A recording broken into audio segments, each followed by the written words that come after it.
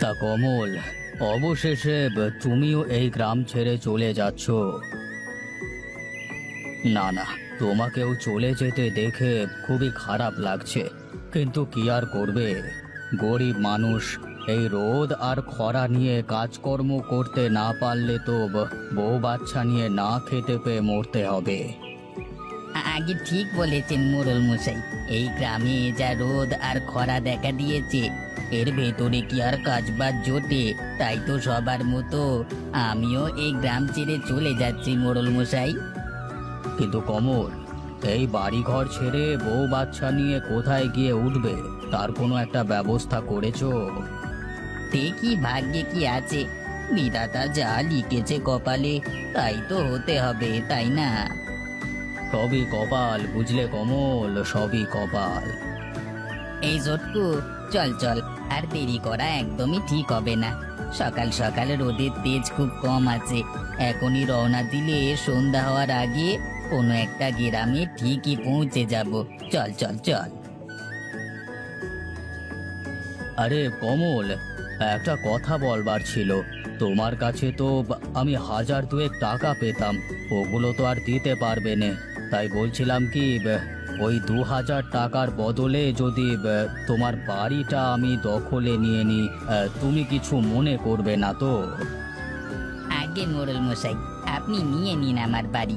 যদি কখনো টাকা শোধ দিতে পারি, তখন না হয় আবার আমার বাড়ি ফেরত নিয়ে নেব। এই তোমরা চলো চলো চলো।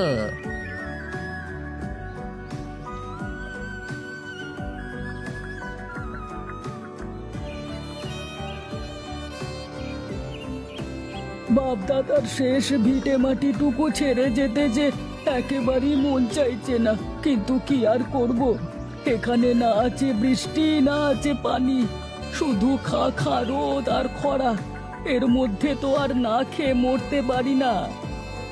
ঠিক বলেছেন দাদা, এই বাপ দাদার ভিটে ছেড়ে আমারও যেতে একেবারেই মন চাইছে না, কিন্তু বউ বাচ্চার মুখের দিকে তাকিয়ে থাকতেও তো পারছি না। যদি একটু বৃষ্টি বাদলা হতো তাহলে গ্রামটায় থাকা যেত, কিন্তু আজকে 2 বছর ধরে কোনো বৃষ্টি বাদলে দেখা নেই। গাছগুলো যেন মরে একেবারে শুকনো কাঠ হয়ে গেছে। এই পরিবেশে কি মানুষ থাকতে পারে, তুমি বলো? সবই বিধাতার খেল গো ভাই, সবই বিধাতার খেল।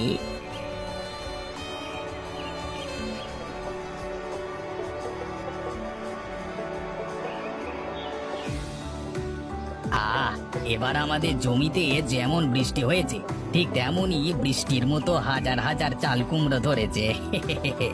এত চাল কুমড়ো ধরবার কারণেই তো আমাদের গ্রামের নাম হলো গিয়ে চাল কুমড়োর নগরী।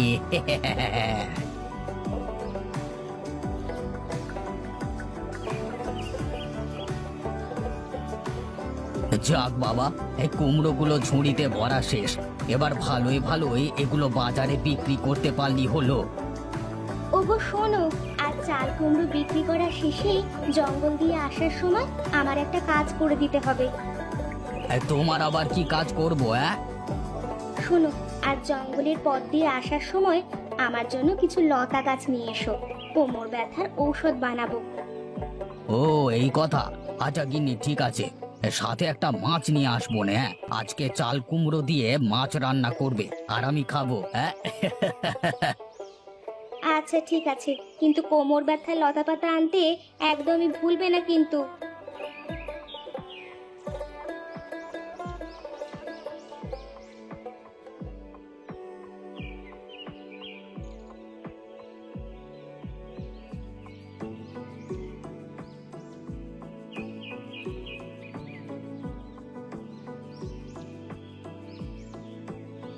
আগে এই যে দাদা, শুনছেন? আপনার সাথে একটু কথা ছিল আমার। আরে কি হয়েছে, কি এত ডাকছেন কেন? আপনি তো আমার পুরো ঘুমটা একেবারে নষ্ট করে দিলেন। সকাল সকাল কোথা থেকে যে এরা আসে বুঝি না। আগে দাদা, আমি একটা বিষয় জানতে আপনাকে ঘুম থেকে ডেকে তুলেছি। আমি আসলে আমার বউ বাচ্চা নিয়ে পাশের গ্রাম থেকে এসেছি চাল কুমড়োর নগরী যাওয়ার জন্য। এখন পথ হারিয়ে ফেলেছি। আপনি যদি বলতেন চাল কুমড়োর নগরীটা কোন দিকে, তাহলে আমার খুবই উপকার হতো। আরে মিয়া, আরে আমি কি আপনার জন্য এখানে পথ দেখাতে শুয়েছিলাম? চাল কুমড়ো নগরী যাবেন তো আমাকে কেন ডাকছেন? আমিও সব পথ টথ জেনে কি আপনার জন্য বসে আছি? যান যান, দূরে যান তো, যত সব।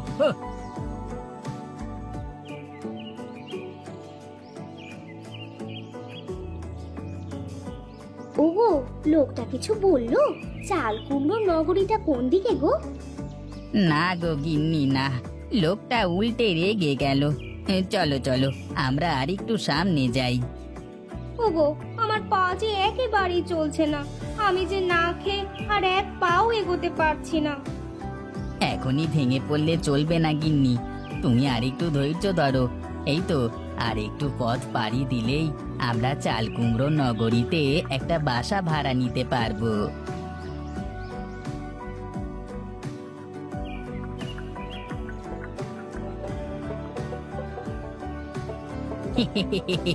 অবশেষে আমরা চাল কুমড়ো নগরীতে চলে এসেছি গিন্নি। শুনেছি এখানে জমিতে খুব চাল কুমড়ো হয়। তা যে সত্যি কথা, আজ নিজ চোখে না দেখলে বিশ্বাসই করতাম না গিন্নি। হ্যাঁ গো, তুমি ঠিকই বলেছো গো। এই চাল কুমড়ো নগরীটাতে কোনো রোদ নেই, খরা নেই, আছে শুধু বৃষ্টি আর বৃষ্টি। আজ থেকে আমরা এই গ্রামই থাকবো গিন্নি। চলো চলো, এবার ভালো দেখে একটা বাসা ভাড়া নি।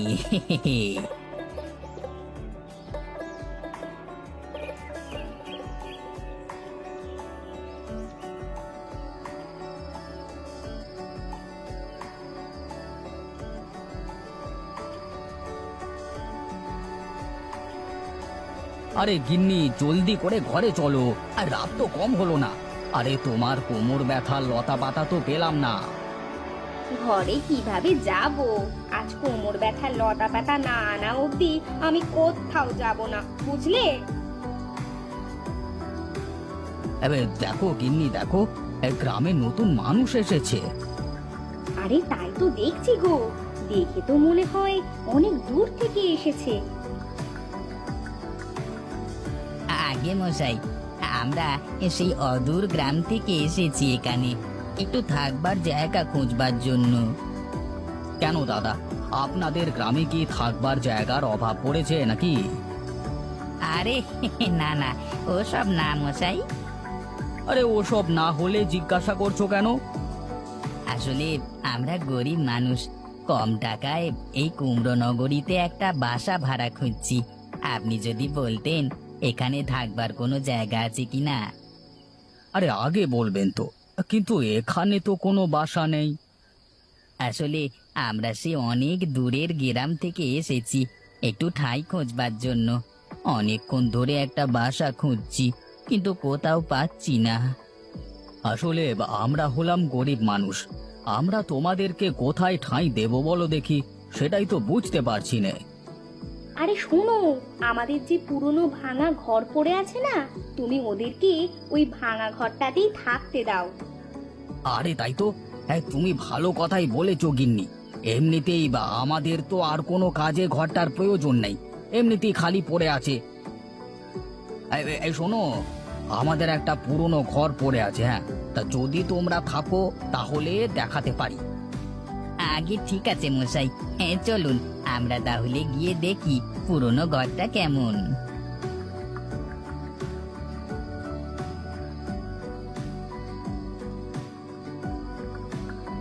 আরে শোনো শোনো, আমাদের এই ঘরখানা পুরনো হলেও অনেক ভালো, আর ভয় পেও না। তুমি যদি চাও তাহলে সেখানে থাকতে পারো, বুঝলে? আরে আমি তো এরকম একটা বাসাই কম দামে খুঁজছি। হ্যাঁ যাক, তাহলে পেয়ে গেলাম। এখন বলুন মশাই, ভাড়া বাবদ এখন থেকে আপনাকে কত টাকা দিতে হবে? আরে কি যে বলো না, আরে তোমাকে 1 টাকাও দিতে হবে না। যতদিন চাও তুমি ততদিন এই বাড়িতে থাকতে পারবে, বুঝলে?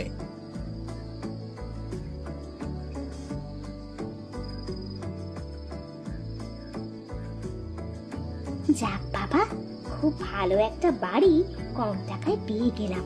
এখন থেকে আমরা এই কুমড়ো নগরীতেই থাকবো। আরে কম টাকায় তো না গিন্নি, এই বাসাটা আমরা একেবারেই ফ্রিতে পেয়েছি। এই যতদিন থাকবো ততদিন আমাদের কোনো ভাড়া দিতে হবে না। বলো কি? তাহলে তো ভালোই হলো। ওগো শোনো, এই লোকদের দেখে খুবই ভালো মানুষ বলে মনে হলো, নয়তো আমাদেরকে তারা বিনামূল্যে বাসা ভাড়া কখনোই দিত না। তা তুমি ঠিকই বলেছ গিন্নি, লোক দুটো ভালো বলি তো আমরা তাদের কাছে জায়গা পেয়েছি। তবে একটা কথা মনে রেখো, আমরা যদি কখনো সুখে শান্তিতে থাকি আর কোনো মানুষ যদি এসে আমাদের কাছে সাহায্য চায়, তাহলে আমরাও তাদেরকে সাহায্য করব, কেমন?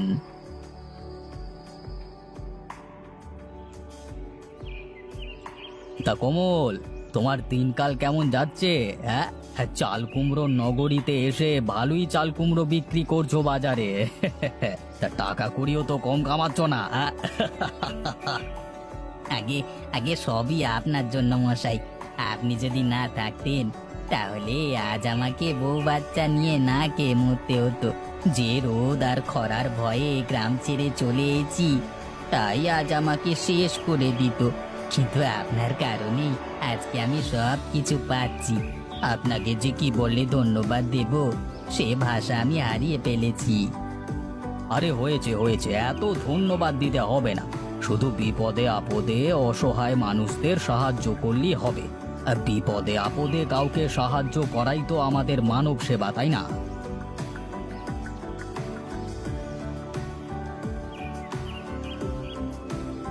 বাবা, আমাকে 2 টাকা দাও। আজ কদিন হলো আমি কিছু খাই না। আমাকে সাহায্য করো বাবা, আমাকে সাহায্য করো। আমি এক অসহায় মানুষ। আগে দাঁড়ান, আমি আপনাকে সাহায্য করছি। এই নিন বাবা, আপনাকে আমি কিছু টাকা দিলাম। এই টাকা দিয়ে আপনি কিছু কিনে খেয়ে নেবেন, কেমন? বেঁচে থাকো বাবা, বেঁচে থাকো।